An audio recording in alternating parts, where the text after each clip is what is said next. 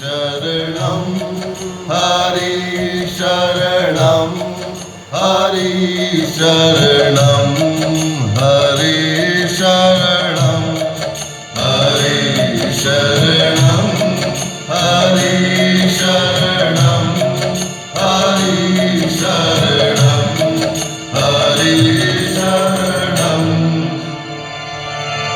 श्री गीता महात्म्य।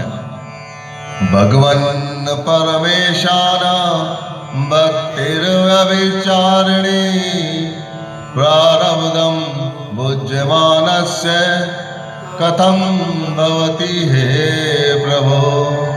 पृथ्वी ने भगवान से निवेदन किया, हे परम पिता परमेश्वर, हे प्रभु, प्रारब्ध कर्म फल भोगने वाले मनुष्य को अव्यभिचारिणी भक्ति कैसे प्राप्त होती है। प्रारब्धं भुज्यमानो हि गीताभ्यासरतः सदा सः मुक्तः स सुखी लोके कर्मणानुपलेप्यते। श्री विष्णु भगवान बोले, प्रारब्ध को भोगता हुआ जो सदा गीता पाठ में रत रहता है वह इस लोक में मुक्त तथा सुखी होता है, वह कर्म से लिप्त नहीं होता। महापापादि पापानि गीता ध्यानं करोति चेत् क्वचित् स्पर्शं न कुर्वन्ति नलिनीदलमम्बुवत्। जो व्यक्ति गीता का ध्यान करते हैं उन्हें पाप कभी भी स्पर्श नहीं करते, जैसे कमल की पंखुड़ियों को जल कभी स्पर्श ही नहीं करता।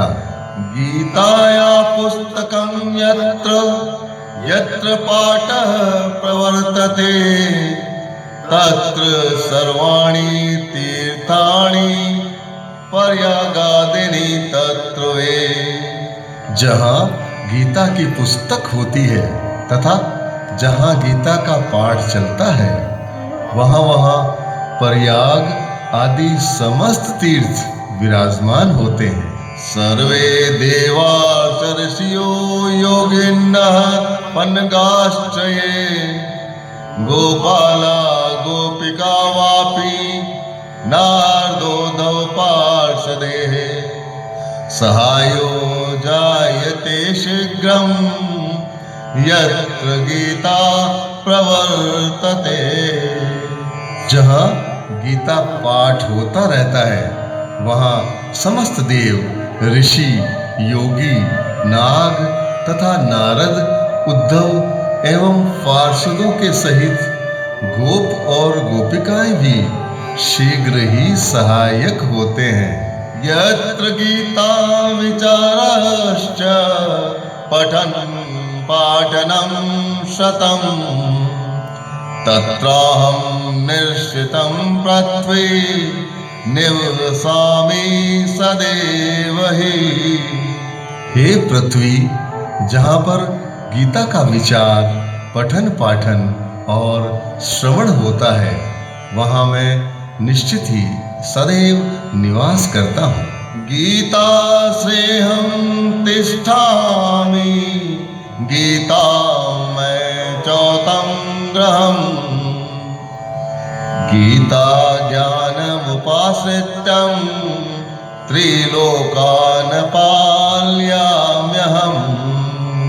मैं गीता के आश्रम में रहता हूँ। गीता मेरा उत्तम ग्रह है। गीता के ज्ञान का आश्रय लेकर मैं तीनों लोकों का पालन करता हूँ।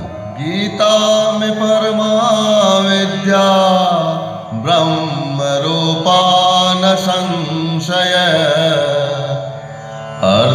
अर्धमात्राक्षरा नित्या स्वानिर्वाच्य पदात्मिका।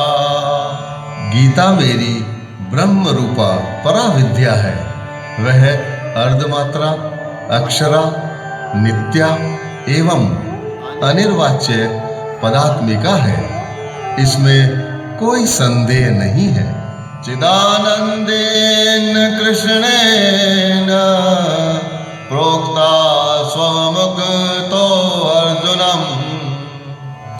वेदत्रयी परानंदा तत्वार्थ ज्ञान संयुता। चिदानंद श्री कृष्ण द्वारा निज मुख से अर्जुन को कही गई यह गीता वेदत्रय रूप, परमानंद रूप एवं तत्वार्थ ज्ञान से संयुत है। योष्टादशं जपे नित्यं नरो निश्चल मानस ज्ञान सिद्धिं स लभते ततो याति परम पदम। जो मनुष्य निश्चल चित्त होकर नित्य गीता के 18 अध्यायों का जाप करता है वह ज्ञान सिद्धि को प्राप्त कर लेता है तथा फिर परम पद को प्राप्त हो जाता है। पाठे समग्रे संपूर्णे ततोर्धं पाठमाचरेत तदा गोदानजं पुण्यं लभते नात्र संशय। कोई व्यक्ति यदि गीता का संपूर्ण पाठ करने में असमर्थ हो तो उसका आधा अंश ही पाठ करे तब भी उसे गौदान का पुण्य प्राप्त होता है, इसमें कोई संदेह नहीं है। त्रिभाग पठमानसतो गंगा स्नान फलं लभेत षडशं जाप मानस तु सोमयाग फलं लभेत। गीता के 1/3 अंश का पाठ करने वाला गंगा स्नान का फल प्राप्त करता है तथा 6ठे अंश का पाठ करने वाला सोम याग करने का फल प्राप्त करता है। एकाध्यायं तु यो नित्यं पढ़ते भक्ति संयुतः रुद्र लोकमवाप्नोति गणो भूत्वा वसेच्चरम्। जो प्रतिदिन भक्ति पूर्वक एक अध्याय का पाठ करता है वह रुद्र लोक को प्राप्त होता है। वहां रुद्रदेव का गण बनकर सदा निवास करता रहता है। अध्यायं श्लोक पांडवा नित्यं य पठते नर स याति नरतायावन् मनवंतरं वसुंधरे। हे वसुंधरे, जो मनुष्य प्रतिदिन अध्याय के 1/4 अंश का पाठ करता है वह एक मनवंतर की अवधि तक मनुष्य जन्मों को प्राप्त करता है, अर्थात निम्न योनियों में वह नहीं जन्मता। गीताया श्लोकं दशकं सप्त पंच चतुष्टयन द्वोत्रिनेकं तदर्धवा श्लोकानायं पठने नर।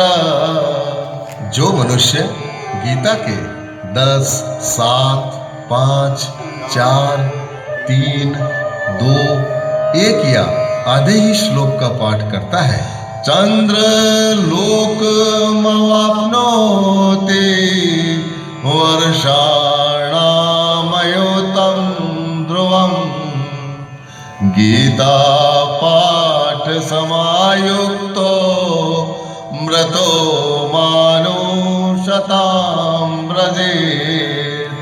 वह निश्चित ही अयुत यानी 10,000 वर्षों तक के लिए चंद्रलोक को प्राप्त होता है। गीता पाठ में लगा रहने वाला व्यक्ति मृत होने के बाद मनुष्य जन्म को ही प्राप्त होता है।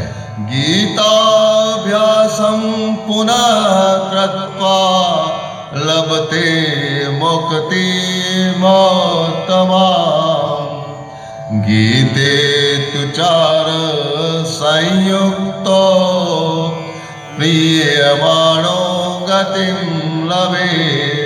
पुनः पुनः गीता पाठ करके मनुष्य उत्तम मुक्ति को प्राप्त होता है। गीता शब्द का उच्चारण करते हुए मरने वाले को सद्गति की प्राप्ति होती है। गीतार्थ श्रवणासक्तो महापाप युतो अपीवा वैकुंठम समवाप्नोति विष्णुनाम सह मोदते। गीता के अर्थ का श्रवण करने में, सुनने में जिसकी लगन है, ऐसा व्यक्ति महापापी भी हो तो वैकुंठ लोक को ही प्राप्त होता है तथा विष्णु के साथ आनंद ही भोगता है। गीतार्थं ध्यायते नित्यं कृत्वा कर्माणि भूरिशः जीवन मुक्त सविज्ञेयो देहांते परम पदम। वो अनेक प्रकार के कर्मों को करता हुआ जो गीता के अर्थ का ध्यान करता है, उसे जीवन मुक्त ही मानना चाहिए। देहांत के बाद वह परम पद को प्राप्त ही होता है। गीता मार्शित्य बहवो बुभुजो जनकादय निर्धूत कलमशालोके गता ही परम पदम। गीता का आश्रय लेकर जनक आदि अनेक राजा इस लोक में पाप मुक्त होकर परम पद को प्राप्त हुए हैं। गीताया पठनं कृत्वा महात्म्यं नैव पठेत् वृथा पाठो भवेत् तस्य श्रमेव अयुदाहृतः। जो व्यक्ति गीता का पाठ करके उसके महात्म्य को नहीं पढ़ते, उसका पाठ व्यर्थ ही होता है, वह केवल श्रम ही कहा जाएगा। एतनं महात्म्यं संयुक्तं गीताभ्यासं करोति यः सतत फलमवाप्नोति दुर्लभां गतिमाप्नुयात्। और जो इस महात्म्य के साथ साथ गीता पाठ करता है, वह उसके फल को ही पाता है, वह दुर्लभ गति को ही प्राप्त होता है।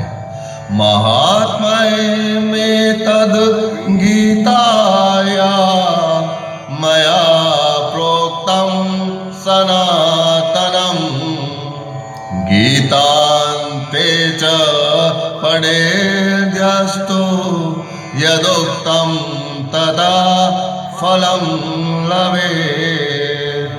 सूत जी ने कहा, गीता के इस सनातन महात्म्य को मैंने कहा, जो गीता पाठ के बाद इसे पढ़ेगा उसे इसमें कहे अनुसार ही उसको फल की प्राप्ति होगी।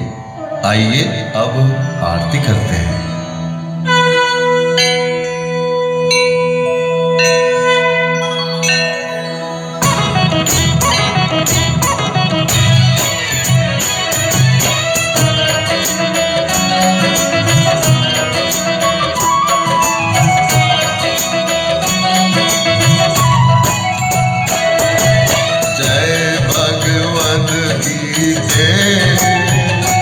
ओम जय भगवद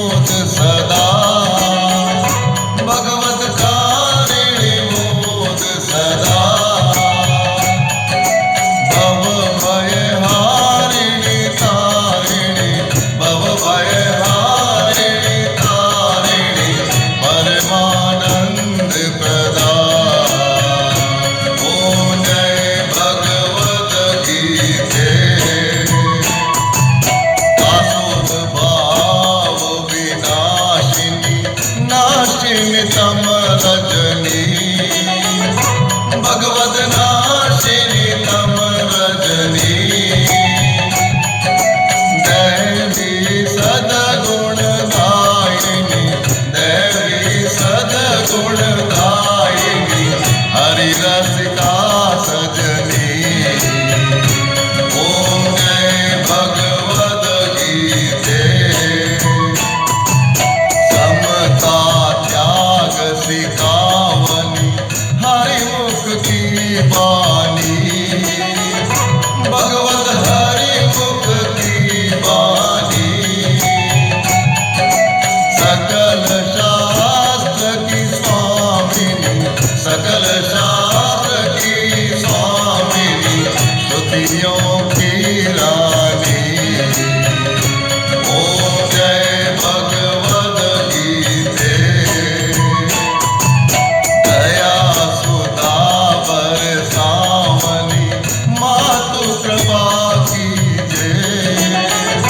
भगवद मातु कृपा कीजिए। हरिपद प्रेम दान कर, हरिपद प्रेम दान कर अपनों कर लीजिए। ओम जय भगवद गीते जय भगवद गीते। ओम जय भगवद गीते हरि कमल विहारिणी, हरि कमल विहारिणी सुंदर सुनीते। ओम जय भगवद गीते। ओम जय भगवद गीते। ओम जय भगवद गीते। ओम पूर्णमदः पूर्णमिदं पूर्णात् पूर्णमुदच्यते पूर्णस्य पूर्णमादाय पूर्णमेवावशिष्यते। ओम